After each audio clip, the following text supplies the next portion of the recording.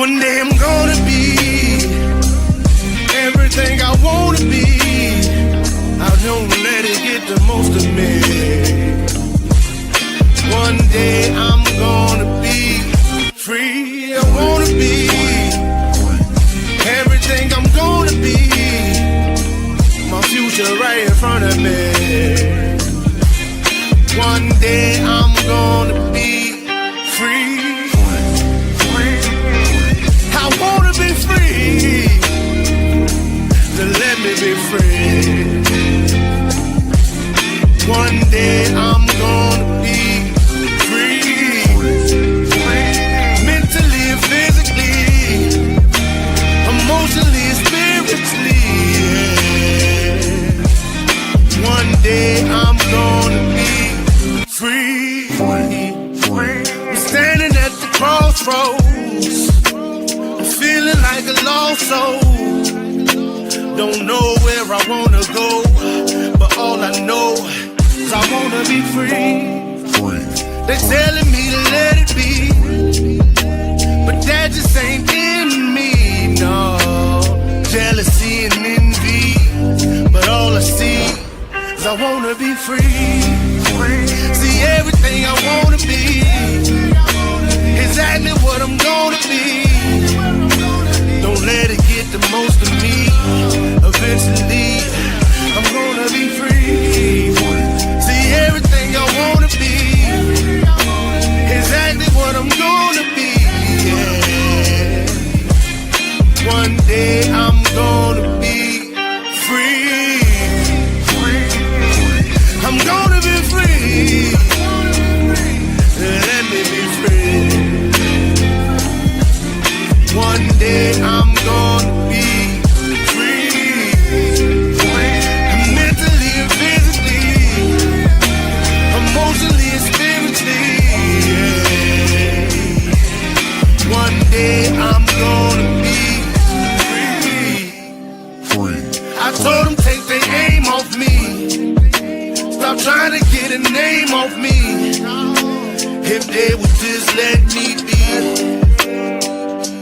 I'm gonna be free. I told them take them chains off me and throw away the locks and keys. If they would just let me be, eventually I'm gonna be free.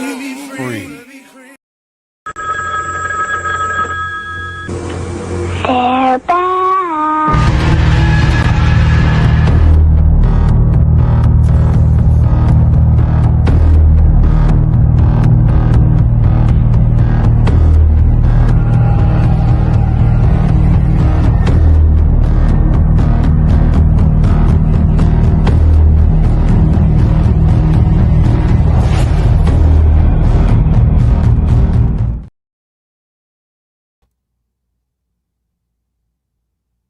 What's up, everyone? You got yourself muted, AB. What up, though? What up, though? 7 days, we're back again for another episode of Diamond Effect. Marsh Bishop, we got Mike Ball. We got a pretty good show for you tonight. We're gonna jump into. Apologies for the delayed startup. It was figuring out the last little bits and pieces before we crank this up for y'all to make sure we give y'all all the information that we could possibly give out on this particular subject. So it should be pretty good. It's a big one too. Yeah. So here's a question. What if I told you that America's biggest creditors has quietly been pulling out of the U.S., out of our debt? And most people have no idea what that means for their future. Now, China's been reducing its holdings of U.S. Treasury bonds, the same bonds that literally fund our government. We've talked about that several times. And when someone holds your debt and starts selling it, that kind of changes everything. Now, China's been quietly reducing its holdings of the U.S. Treasury bonds. Been doing it for probably about a year and a half now that we've noticed in large sums that they've been selling back. And that move could reshape this whole global financial system. Now, for decades, America's rallied on foreign buyers to fund that debt. And China is one of the biggest ones. But now the relationship is changing, dealing with BRICS, SWIFT, CHIP, a lot of other things that's going on right now. And that ripple effect hits interest rates, inflation, gold, and the future of the US dollar. So in this episode tonight, we're going to break down a couple things: how the US debt system really works, why China became America's biggest creditor, why China is now selling US Treasury, the hidden role of Basel III in gold, which a lot of you probably have no idea what Basel III is, but we're going to jump into it, whether the dollar is losing its global dominance, and what it means for your money, your debt, and your future. This isn't fear bait. This isn't fear mongering. This is understanding the real power shifts that's happening quietly behind the scenes. So this is what we're going to talk about tonight. Now, before we go into what's going on right now, probably need to touch back on a little bit of the history of this, so that way you can kind of understand the whole thing of this. So, and we kind of want to hit on how China became the biggest holder of US Treasuries in the first place. So after China's trade boom back in the early 2000s, massive American imports meant that China accumulated dollars from exported profits. And to keep its currency competitive and resilient throughout these years, China began buying US Treasury bonds, essentially lending money back to the US government. And that helped in a couple ways. It absorbed the US dollar inflows. It kept the yuan from appreciating too fast. And it provided liquidation and safety for the reserves. The platform continued for years, and China's reserves basically soared after that. But China's holdings peaked around 2013 at about 1.32 trillion. But since then, it's gradually been reducing its US Treasury bonds. And by late 25, the holdings fell down between 688 to 730 billion. Damn. And how many trillion was it originally, you said? It was 1.32 trillion. Right. Wow. That was in 13. Now at the end of 25, it had dropped down to 688, between 688 to 730 billion. And it Which is crazy because bonds are usually 10% per year, or what, 5%, 7% each year or whatever. So for there to be any reduction is a big deal. Right. And it hadn't been that low since right around 2008, 2009. Now, the question you may ask is that why does this matter? Okay, because China was once the largest foreign holder of US debt. Now it's behind Japan and the UK, which is a major power shift, how China manages these reserves. But the question is, why are they selling? And the answer to that would be what you call, let me see, what would be the name? I would say more like a strategic diversification, because China wants to influence the reliance of the US in these treasuries to avoid being exposed to the rival currency and the whole political leverage part of it. But the geopolitical tariffs, sanctions, raise concern that the U.S. assets could be frozen in a crisis. And that makes Beijing trying to observe this in a different light. So China's putting more money into things like European government bonds, U.S. agency bonds that's similar to credit but has higher yields, and also gold and other assets such as silver, platinum, Right. By proxy. Yep. Hmm. And this all affects the risk and yield strategy, but it's not like an imminent attack. They're slowly putting it back. And the reason why they're slowly doing it is because if they do it all in like one big lump sum, yes, it would affect us, but it also crash them. Right. That's what most people are not connecting, that they don't necessarily want to do that to us because that would crash them too. Right, right. Right. So they're gradually doing it. So when China or any one of these big countries start reducing those treasury holdings, your bond prices fall, your interest rates rise, and your borrowing costs here in the U.S. is going to increase. But it's just part of how that global capital flows, that back and forth. But I think one of the biggest takeaways here is that China isn't going to go nuclear, like dumping debt.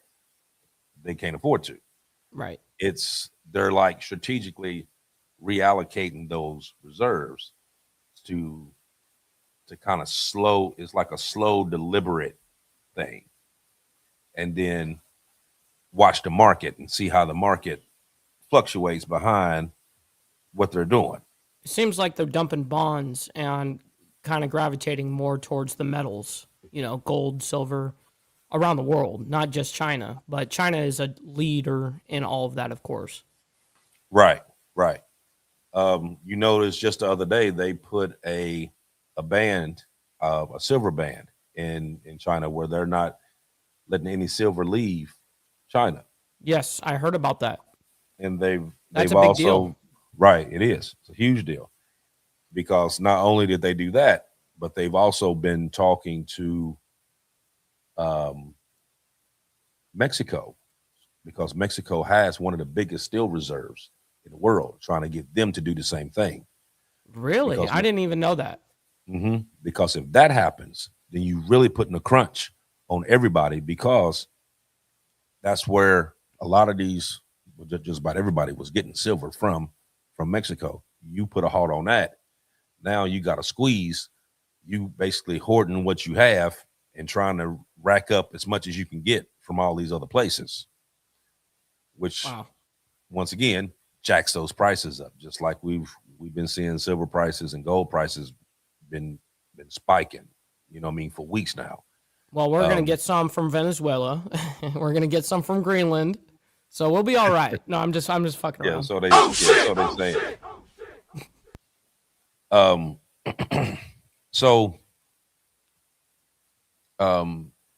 So why does China does it? Why do they continue to? And if you notice, even with back in the end part of December, when we had the big silver hike, where silver just jacked The up. original, well, Mhm. from this time frame. Yeah. Right, because there was a there was a phone call made from the United States to China, basically telling them don't hike up the prices during this time, because China doesn't celebrate Christmas. Everybody was going to be off here, Right. and I don't know why they thinking that, okay, we're going to tell them not to do it, and so in turn they're not going to do it. That's exactly what they did. But they put a cap. Well, they call themselves putting a cap, to where, like, if it hit a certain amount, I think it was $73. If it hit that amount, it would automatically shut down everything here and wouldn't let it go above it. Right. But what happened? It hit 72. It jumped 73 completely, hit 74, and kept going.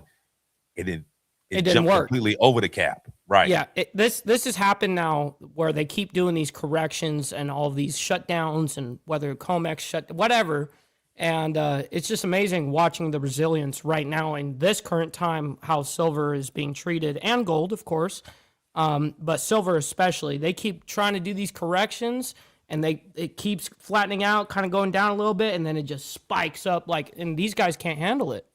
They just can't at this point. Exactly.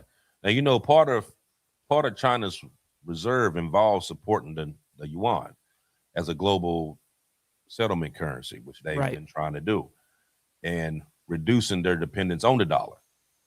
And that trend, known as that's where the whole de-dollarization term came from, it's been ongoing globally and not just in China.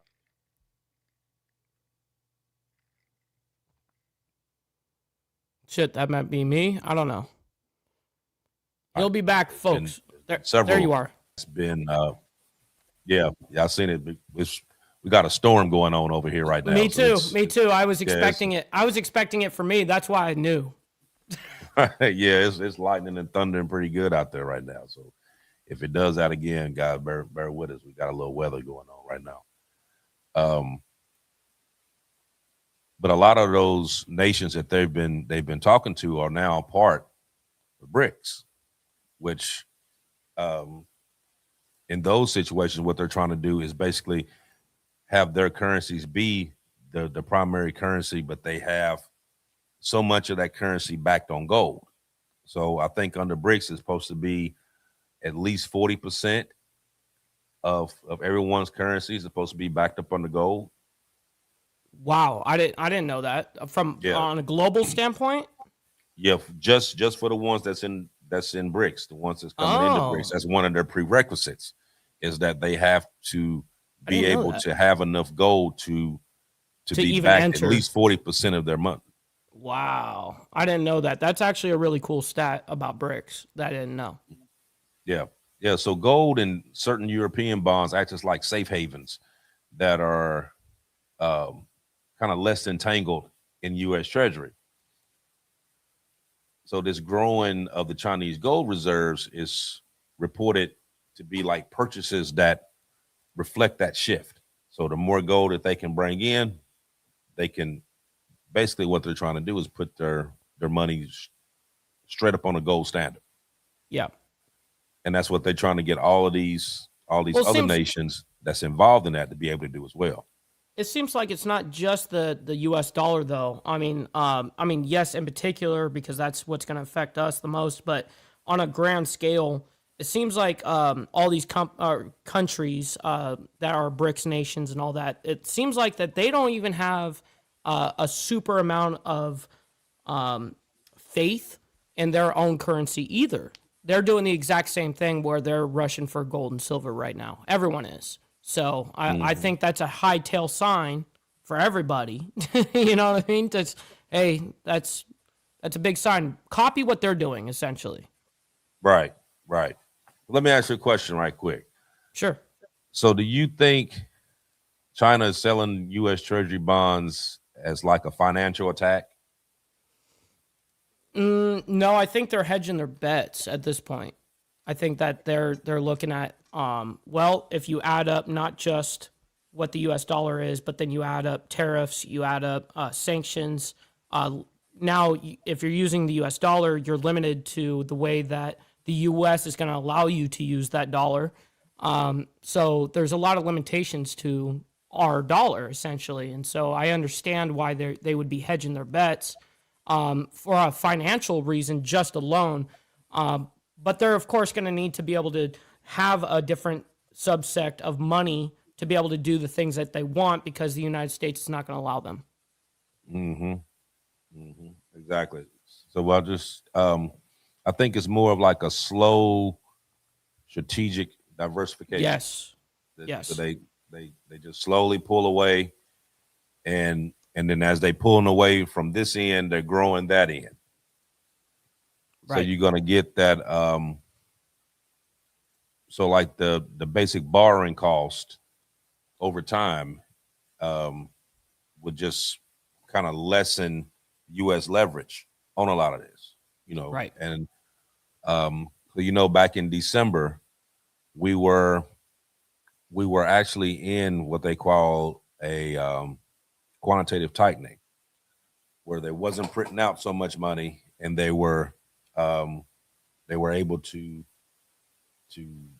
write off so many treasury yields and be able to. So it was less money being circulated, which made everything a little bit tighter. But The interest rates. they try to bring down interest, right? Well, not just interest, but just inflation in general, right? Right, right. So when you tighten it up and you're not putting out that much, you're not printing out that much money, then you can kind of manage it a little bit more. I mean, it still will be hard to do though, based on the fact that you're trying to tighten this end, but you spend it on this end. So are you really helping the situation? You're really not. Right. But now I think as of December 10th, they moved from quantitative tightening to quantitative easing. Easing, correct. Which means right now they printing money like a motherfucker. You know what I mean? They printing it out of thin air. And by you doing that and putting all this extra money out, you're dropping down the actual value of the dollar. Well, I have a graph that I actually made this morning from January of 2025 to January of 2026, looking at the U.S. dollar purchasing power, gold and silver purchasing power, which is a gold line as well as a silver line, showing the differences. And here it is. Check it out. I'll bring down the banner real quick.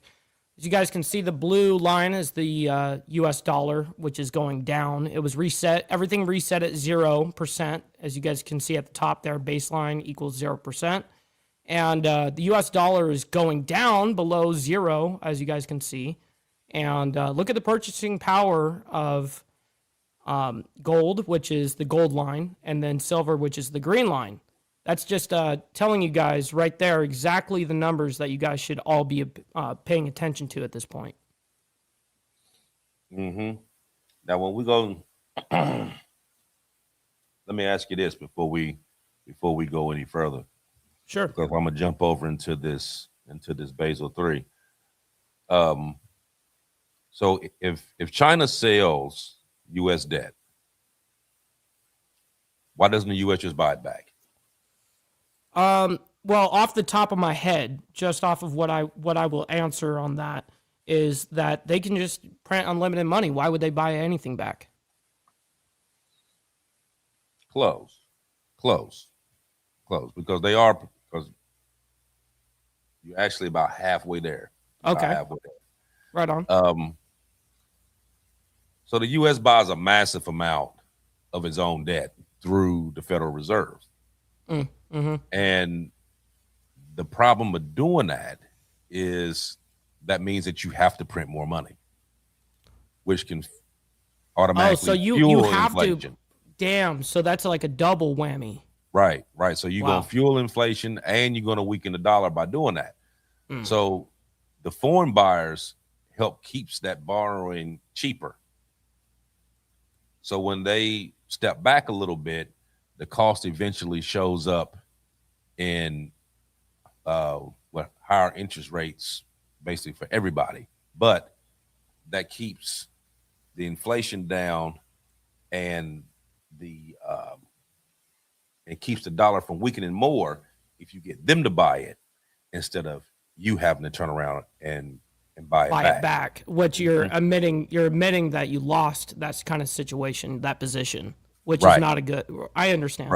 Right. So like a couple of weeks ago when you had the thing dealing with the silver, there was a bank. They haven't released who that bank was that went bankrupt, but the Fed had to go and bail it out.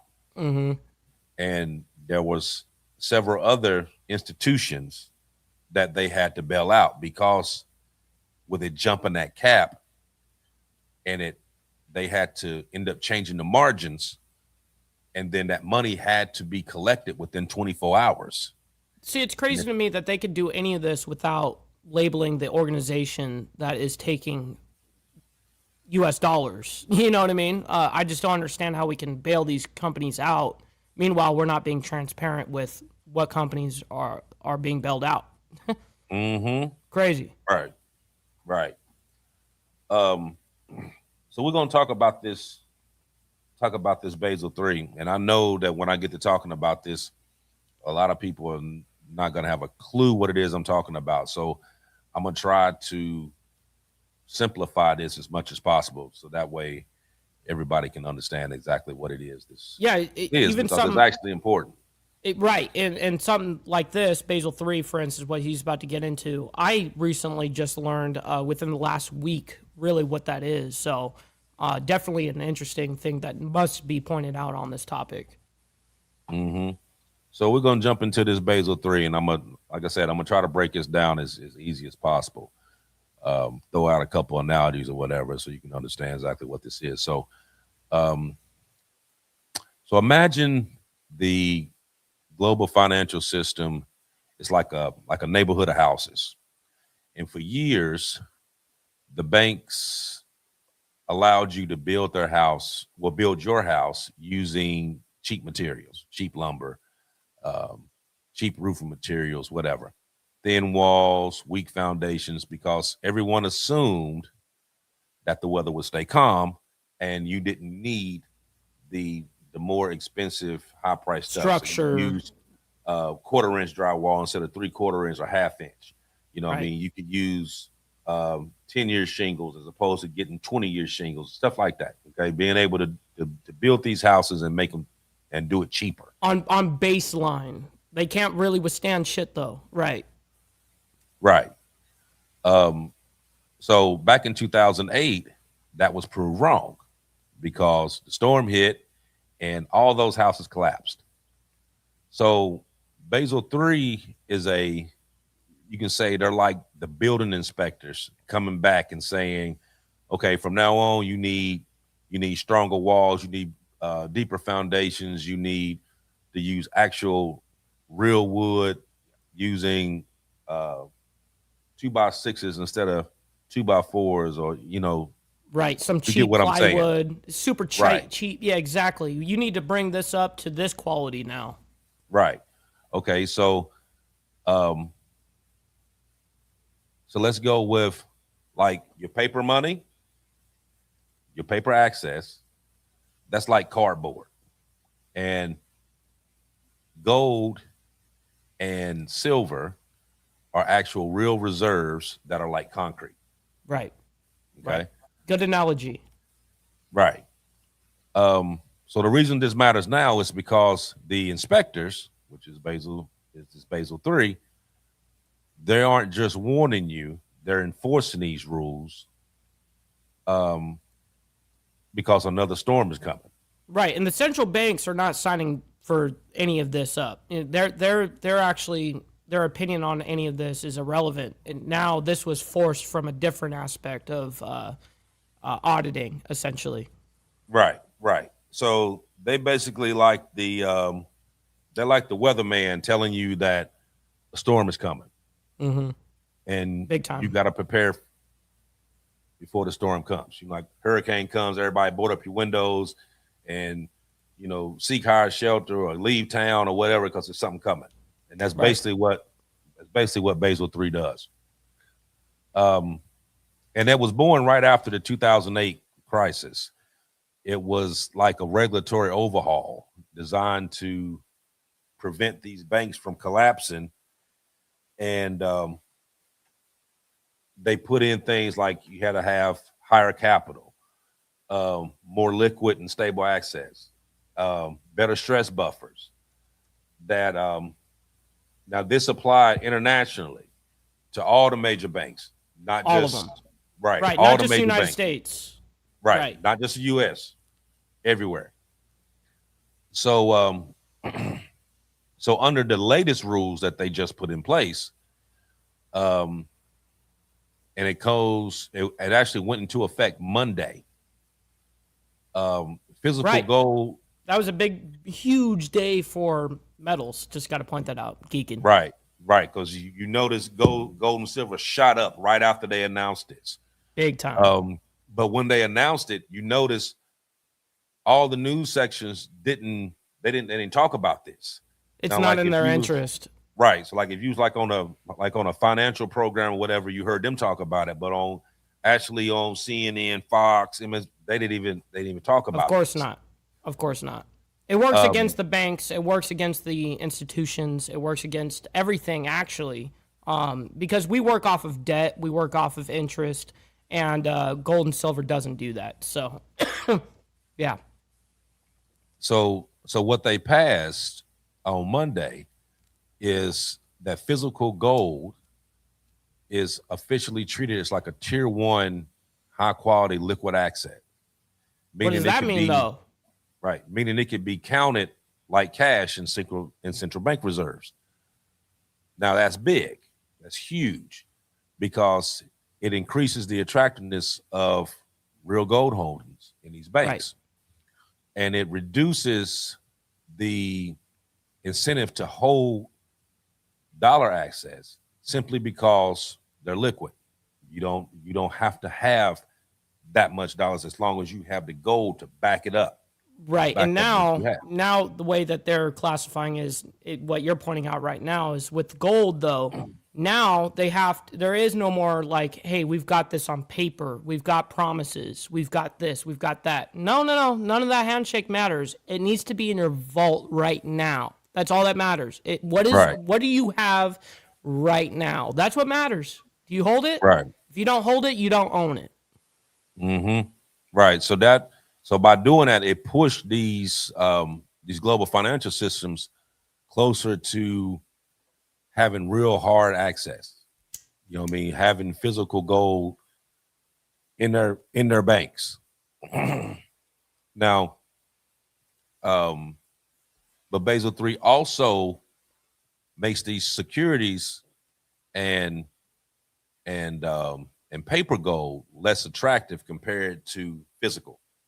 Right. So they're basically setting this up to where these banks have to have a certain amount of gold in their possession for the money that they say they have. Right. Which is kind of sort of like what it was when you had the actual gold standard. Right. But now this is detrimental to these people, though. Mm-hmm. Detrimental. Let's see how they survive this, honestly, because I don't see a lot of this working out for their favor.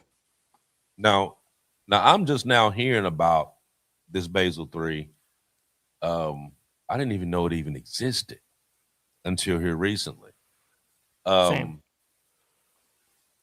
But then come to find out, this has been going on back since 1974. What? So Yeah. they've been working on Basel I, Basel II, Basel III kind of thing? No. It's always been Basel III. Oh, really? But interesting. I didn't know that. But it's actually been in existence dating back past right at 1974. So what was it, like a bill that they were trying to get passed or something? Like, how's that work? You know? No, what it was used to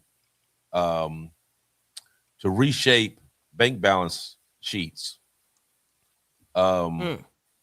So like the newest phase that they're doing now, it puts physical gold back into the regulatory spotlight in a way not seen since Nixon dropped off the gold standard, which basically what they're doing is bringing that gold standard back. Interesting. Without saying it's the gold standard. Without it actually being tied. Exactly. I understand. Real quick, I got to shout out. We got Department of Numismatics, Mr. Boulay, coming in. By the way, Alabama's finest, saying making precious metals great again for $10, man. I very much appreciate that. Absolutely, you know the deal. Well, we've been talking about that for months now. Yes, it's having what you can physically hold in your hand is gonna mean everything. Yeah, actually, the reason why I collect and stack myself now is actually because of you. You know what I mean? So I gotta tip my hat off to you for getting me involved. So I mean, someone like yourself is super. You've been watching this because the banks, all the major institute, everything in the United States, for instance, and the world hate it because they don't work off of interest and debt. And that's a threat. That's always going to be a threat. And I think people are finally waking up People like me, my age range, my generation, the generation that's younger than me, I think they're a little bit ahead of the times because of shows like this. And I can't thank you guys enough that got the knowledge and don't gatekeep. It's awesome. Yeah, see, and another good thing about the gold that everybody likes is gold doesn't rely on another country's promise to pay, and it can't be frozen in sanctions. Right. That's So right. a trust and paper access, paper dollars, like I said, it slowly erodes. Gold becomes a neutral reserve. Because it's universal. You can't. It's not just the United States. You Right, know, it's not right, just our currency. That this is a world currency. right, right. And it's especially good for countries um, that has like long term geopolitical uncertainties. So that helps them. So Right. like Argentina, African nations, um, Venezuela. Sure. Um, when when Argentina, they had that big crash here not too long ago. Right. And we bailed them out for their money, their Gave peso. them We the bought their 40, peso out. right? Gave them the 40 billion to Right. bail it out. I told you about when I went on Wise, and I went on there and just bought some just to No, I just to didn't. see. I don't remember that. Yeah, so I went on Wise, and Wise, you can go on there, you can take U.S. currency, and you can switch it over and buy like other forms of currency all around the world.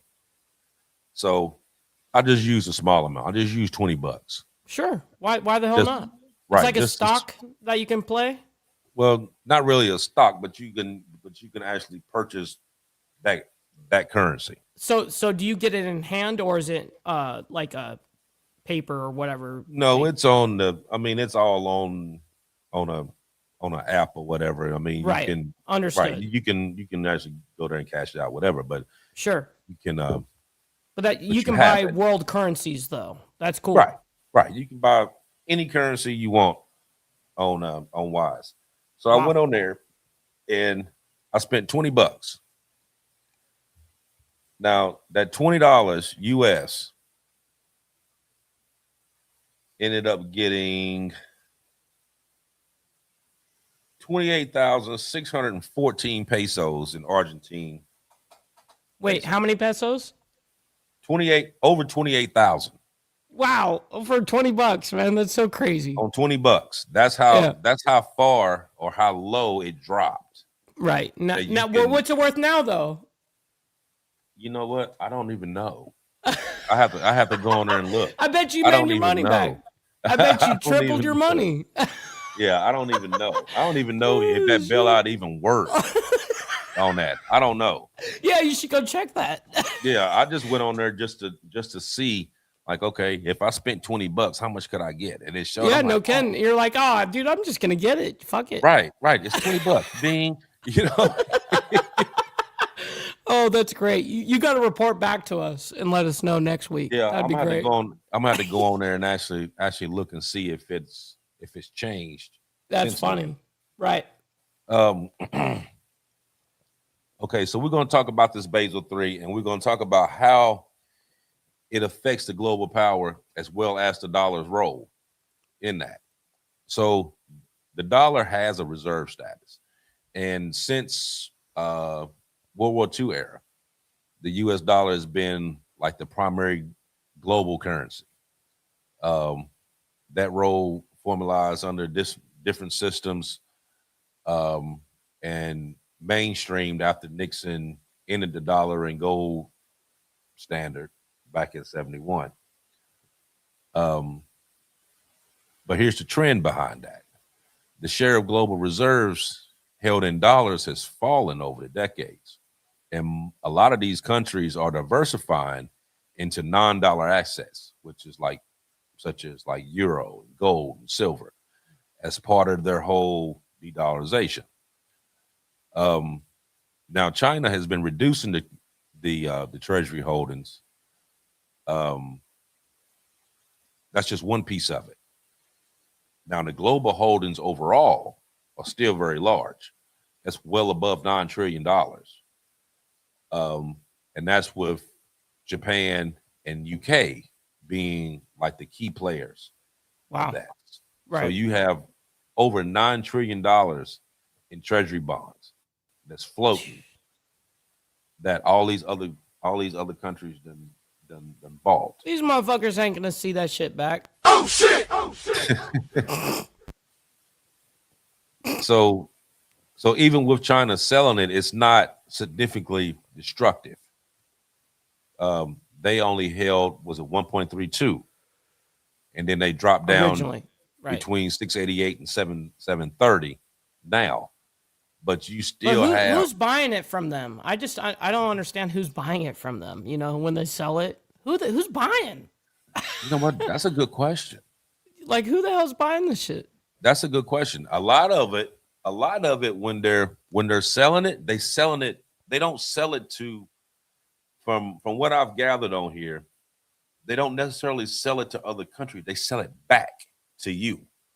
Oh, so you are losing out every time Right. when you buy it back, because now Right. you're accepting defeat on that position again, like I said, and you're getting the double whammy of not only does inflation go up, but yeah, that's a bad position. Exactly. So you got to print out Rough. this money over here and give them this money here to buy back the debt that they had originally bought from you. Yeah, that's that whole back and forth thing. So when you lower these treasuries, it's gonna, like I said, it's gonna push the interest rates up. Because the US has to have a higher return in order to attract those buyers to come back again to continue to buy those In the those future. treasuries. Right. Right. Mhm. Right.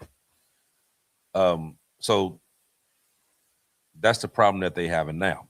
So that's why this whole Basel III kicks in, because now it's saying, okay, rule change. Every bank around the world now, you have to have a certain amount of gold to account for the money that you have in your bank. And that's it. So you can't go in there and say we have, like Citibank says, okay, we got $700 million. Well, you got to have $700 million in gold, or you do not have 700 million. But when you flip this script overnight for these banks, and they ain't got the position they claim they got, you break the system breaks. Well, I'm sure that it's not going to be the way they have this set up. I'm pretty sure, like, the rule may have went into effect, but I'm pretty sure that they're going to give all these banks time to be able to. Well, right now the big number is February 1st. Right. That's the big number right this second. And so if by February 1st and shit's implemented, to the point that they have to have the gold that backs the money, a lot of these banks are going to break. Right. And they're going to end up merging with other banks is what they're going to end up doing. Yeah, they're going to be consumed by other ones. Right. Mm-hmm. And hopefully we don't see a ton of corporate bailout or these or government bailouts. I really hope that we don't do that, because it's going to be a waste of money. I think we should let them fucking die out. Oh yeah, absolutely. It's I think with Basel, it basically, to make a long story short, it basically forces these banks to hold these gold assets. You know what I mean? Which technically just kind of just brings it right back into the gold standard without them actually saying we're going back to the gold standard. But it's making it global, not just in the US, not just in China. It's going to make it everywhere. So to make sure that these banks can actually survive that. You're gonna have a couple of different things going on. You're gonna have some liquidity freezes. You're gonna have some sanctions. You're gonna have crashes. But this could also lead to a war over Oh, gold. very easily, super easily. So I figured I'm glad. between I'm actually glad that you brought that up because that's something that I guess maybe I didn't think right away, but you're 100% right. yeah, because a lot of these countries are not gonna have that stockpile like that. Right. And that's kind of where a big bank take little bank. Remember I used and that's gonna be their way of doing it. You know what I mean? You got all these smaller ones right here, and you got these big ones, and they're gonna just start swallowing up the small ones until you only have a couple major banks that's basically gonna run everything. So you cut out all the small ones, all the little small mom and pops and all that. I mean, you're gonna cut all those little small banks out. The little banks that just in your town, but you don't see them nowhere else. You know what I mean? They're gonna wipe those out. Um, the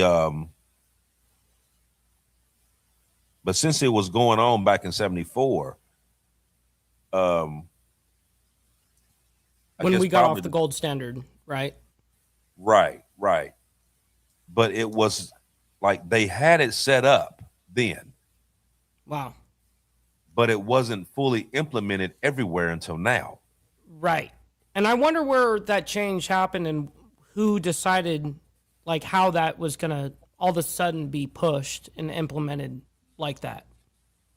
Good question. I'm Good I'm question. these I mean this is what we see, this is exactly why we do what we do, chat. Like no joke. This is what we do. We mean AB and all of us that are interested in digging for the truth. This is what we do. We ask questions, man.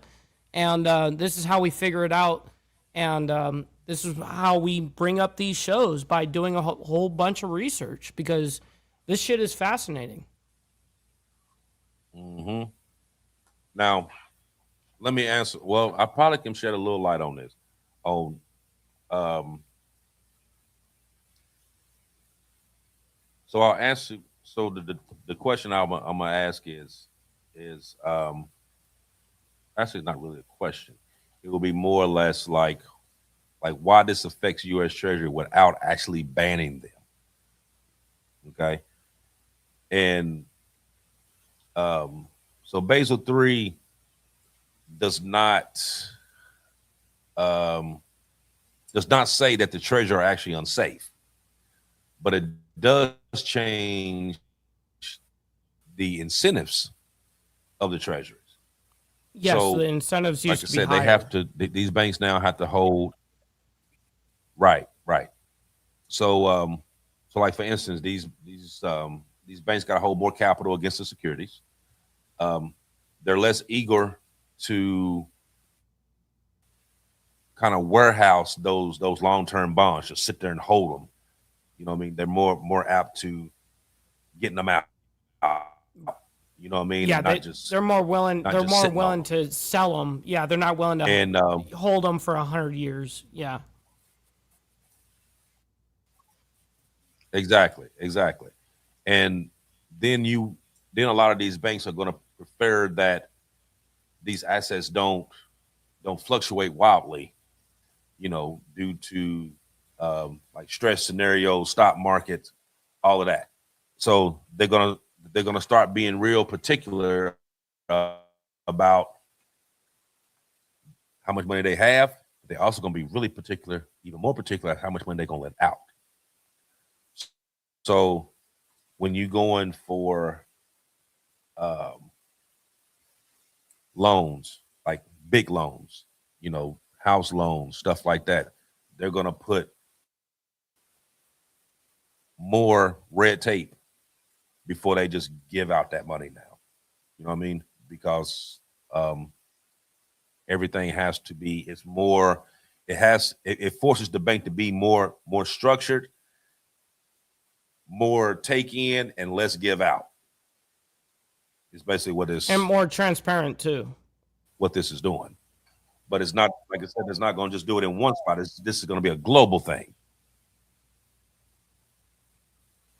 There was what was that other question that I had here that I was going to ask you? Oh,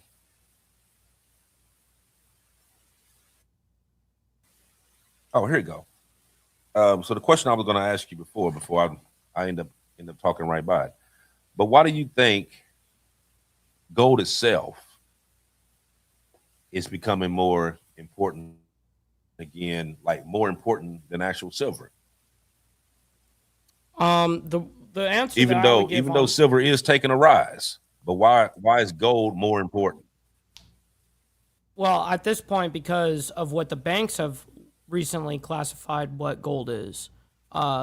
What's the exact nomenclature that they use? I'm gonna go ahead and take a stab. Where they call it like a top tier asset or something like that.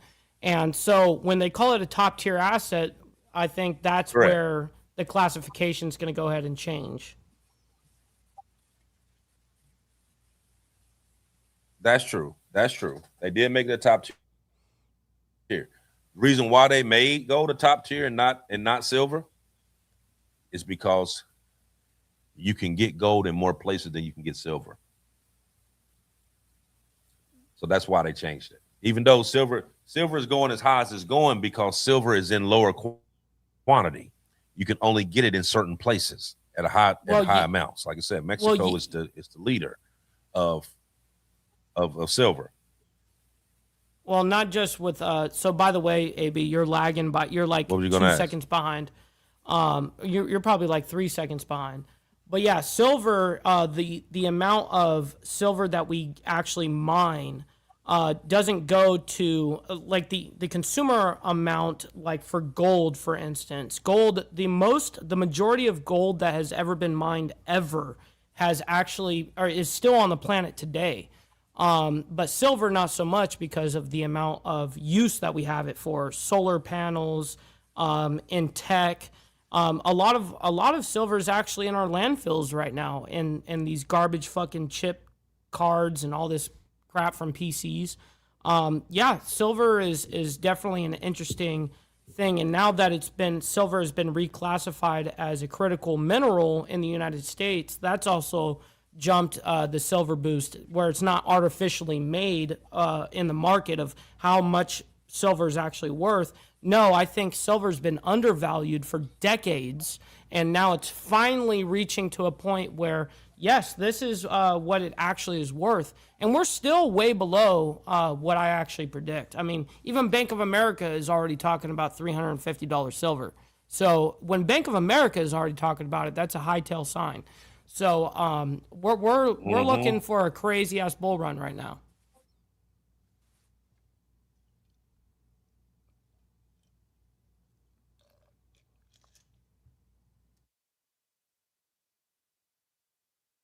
Shit, we're lagging. AB, you may want to leave the studio and come back. You may want to, because your internet's like out. But that's the way of the road. He's in the middle of a storm, ladies and gentlemen. So am I, actually, but not too bad. Let's see. We got you again, I think. Yeah, this storm is getting crazy over here. Yeah, this storm is crazy over here. You're good now. Yeah, so we're gonna hurry up and get this done before I do it again. Yeah. I had seen them selling, like we've been buying silver and stuff by the ounce. And I actually seen a place that they were selling silver by the gram. Oh no, that's terrible. That's crazy. That's a bad sign. That's actually a bad sign. I actually bought one just to show. You see how small that is? Oh my God. That is? No way. Hold on. Let me full screen you, dude. That's insane. That is a gram of silver. That's, I mean, like they're I never thought. They're I never literally thought selling we'd see silver the by the day. gram. I Right. can't believe that shit. That's wild. Now, um, if you break this What down by the gram, you what's use the it. I mean, what's the premium on that shit? it's not, here's the thing. It's not really much by the gram, right? Just a few bucks. Wow. But I've seen on different sites that they were selling grams of silver for like $19 and $20 a gram. And people were buying it at 19, 20 bucks a gram. When technically this gram of silver is only worth probably about $3. Yes. Yes. Hmm. You know, but A troy ounce is a lot more than right. what people think it is. But here's the thing. People aren't actually sitting there like, okay, how many grams to an ounce? Okay. 31.2, 31.1 in a Right. troy ounce. So if you do your math, then you know, like, hey, y'all getting me. That's not how Yes. much this is worth. They So don't realize that. I'm sure there's a lot of scams. I mean, in the beginning of this crazy market, you're going to see a lot of these asshole companies taking advantage of people because they don't know how it breaks down. Right. Right. But they're It's literally kind of going like out when the there weed buying man this. fucks you up. You know, the weed man fucks you up the very first time you buy because you don't understand how it breaks down. you Yeah, know, yeah. I seen a thing the other day. There was a it's this one site I go on. They do like police auctions and stuff like that. And Yes. they had grams of silver on there. And like people were bidding on this gram of silver. And they were bidding 35, 40 bucks. I'm like, did you read that when it said gram? Did you read did you realize Wow. what it's saying? You know what Yeah, I mean? that's terrible. I didn't think that silver would ever be broken down into the gram. Now, when I saw gram as gold, I understand that to an extent, but I would still, at bare minimum, buy a tenth rather than, just a gram at the bare minimum of Right. for me, at least in gold and understanding how premiums work as well. The lowest you ever want to go is a tenth. You don't want to be going lower than that. I mean, honestly, I don't go lower than a quarter. Honestly, that's what I've got. At my lowest, for just gold. But because the premiums don't make sense on the long run. Mm-hmm. Exactly. We're gonna turn this down. Try to end this on time. But before we go, I wanna kind of end this with this closing. And I wrote this because I needed people to actually understand, like, don't panic, okay? Because the real danger to all this, it isn't China selling the U.S. debt. That's not the danger. The real danger is that the world is slowly building a system that no longer needs the U.S. They're slowly building it. Now, when that happens, then the rules of money, power, and survival changes with everybody if that takes place. So we see all the stuff right now where it's talking about, China dumping debt and, worries me, China dumping debt. Even if they dump the debt, there's still another 8 trillion that's out there. Will it affect you? Yes, it will affect you. It will raise prices. It will raise the interest rates. Inflation goes up a little bit. Inflation goes up. It will that will hurt you in a sense, but it will also bankrupt them.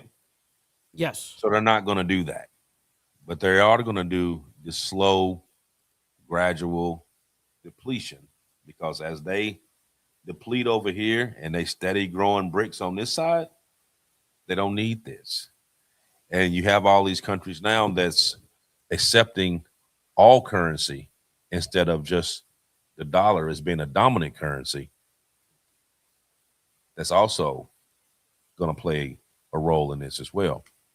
So we're gonna keep our eye on it, just like we've been doing, and as things progress, whether good or bad, we're gonna put it out there. You know what I That's mean? right. Because that's the whole part in doing this show That's the is to get put it down. out.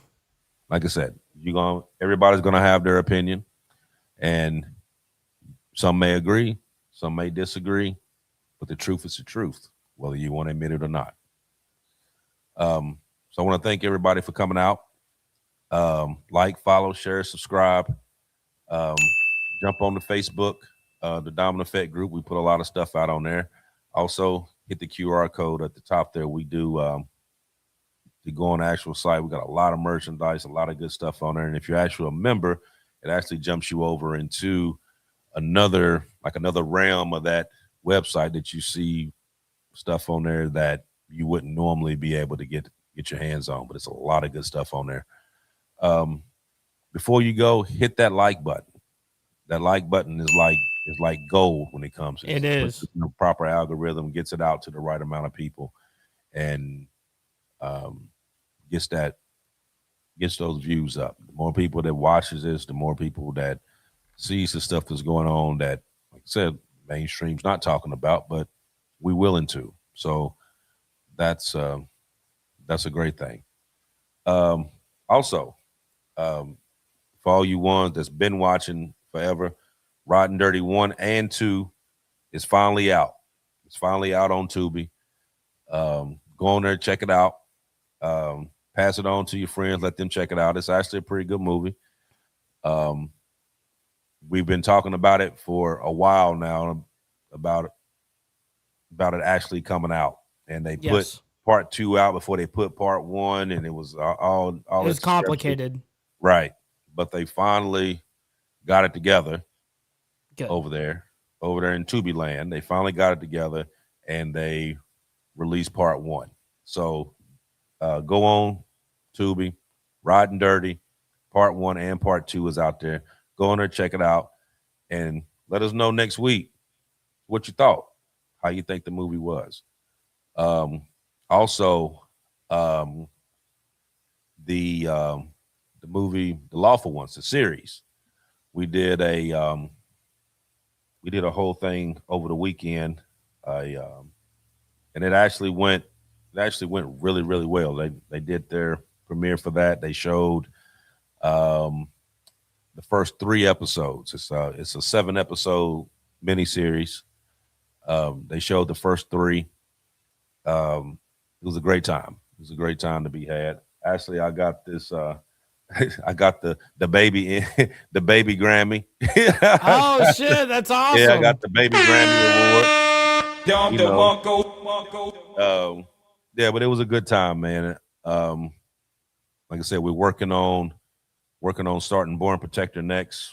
We've been you're on the move. Yeah, we've been knee deep in this script trying to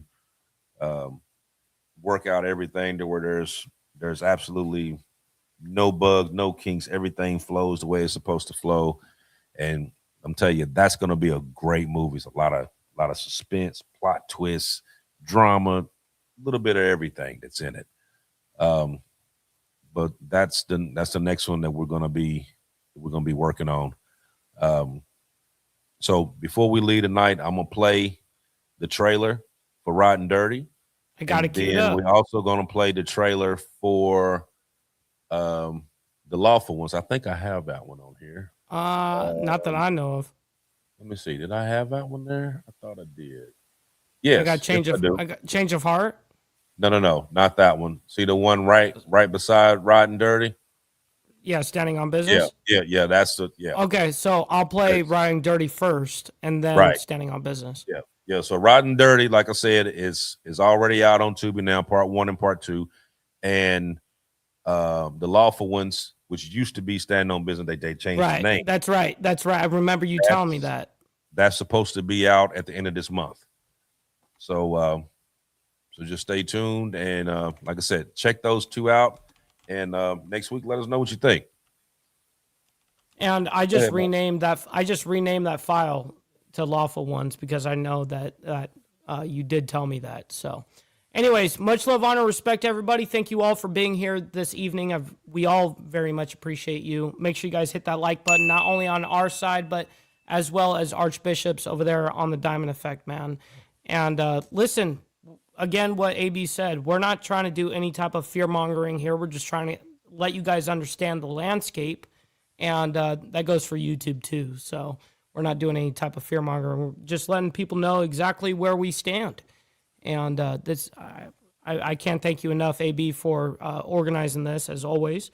And listen, we're going to be rating my buddy on my side. We're going to be rating Chris Lestrange here at the end. Make sure you guys let him know we're coming through with the Mike Ball raid. And until 7 days, much love, honor, respect. God bless everyone, and enjoy these trailers. Fucking Mateo. And I'd say I was excited to see you, but really I'm just glad that your dumb ass doubled the bet to 100,000. Y'all give it up for the infamous dog!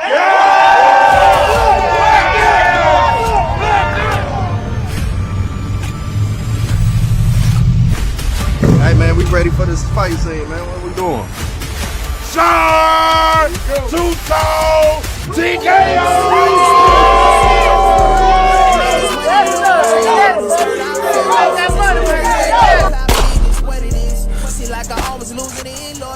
Where you get this from? Go to the TDR. After I shot him.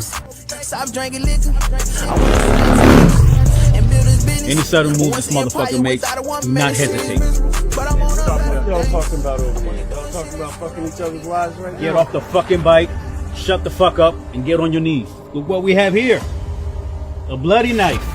You got your brother at some safe house, ready for him to testify. Fuck. This gotta be handled. A fucking President B-Mac sitting in fucking jail. So what the fuck we doing about getting them out? What'd you say to me?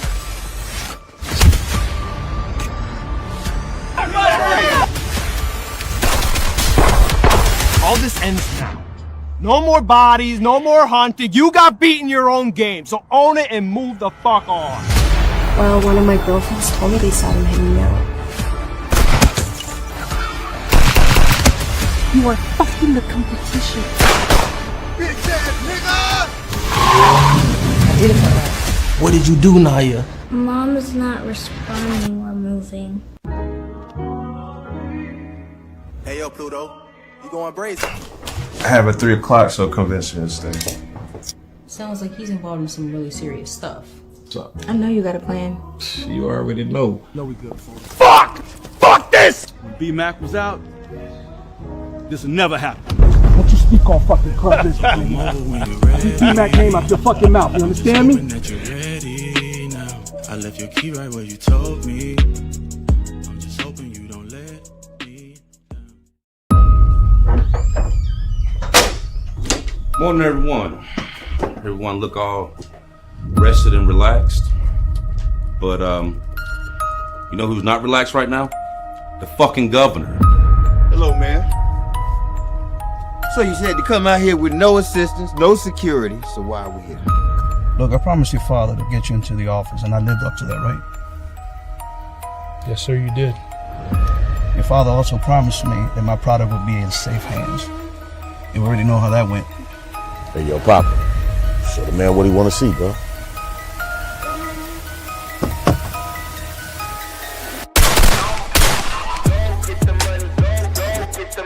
I don't think you understand what I'm saying. Get over here now! Get the fuck down! Get to the deck right now!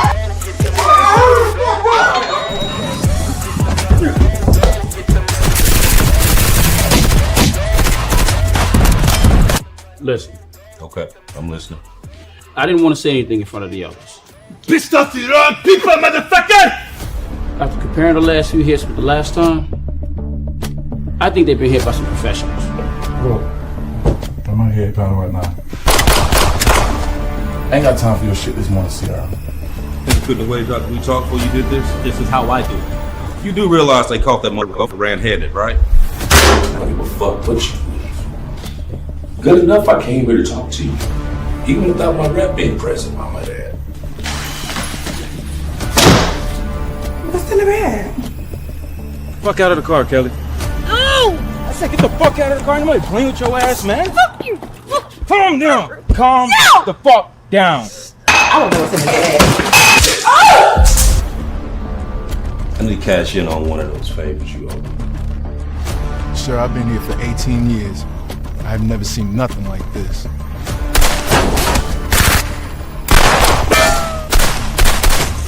Fuck, they found you, didn't they? Fucking coming for me. They're coming for me. Time for the Moscow manicure! The fuck is wrong with you? You're supposed to be the one I can trust. Think we can trust his ass? Look, that motherfucker's life is on the line just like ours is. So, what is it, Amelia? Nigga, tighten up! Hurry up! Nigga, this is a robbery! Man, bitch, help! Look, Lieutenant. Then why the fucking cartel is sending us fucking cards with your fucking name on it? We're working for the cartel. What the fuck?